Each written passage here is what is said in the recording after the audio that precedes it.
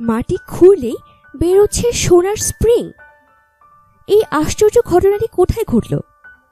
চলুন বিস্তারিত জেনে নিই ফ্রিক নিউজে। আর ভিডিওটি ভালো লাগলে লাইক করতে এবং কমেন্ট করে আপনাদের মতামত আমাদের সাথে শেয়ার করতে ভুলবেন না কিন্তু।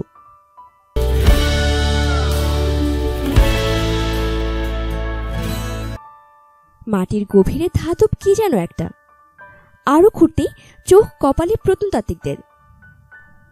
উদ্ধার হয়েই চলেছে একের পর এক স্প্রিং, সব সোনার। ডেনমার্কে উদ্ধার হলো 2000টি সোনার স্পাইরাল।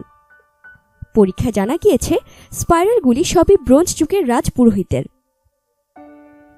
ডেনমার্কের ন্যাশনাল মিউজিয়ামের কিউরেটর ফ্লেমিং কাউল জানাচ্ছেন, খুব পাতলা সোনার স্পাইরালগুলি ব্রোঞ্জ যুগে গয়না হিসেবে ব্যবহার করা হতো।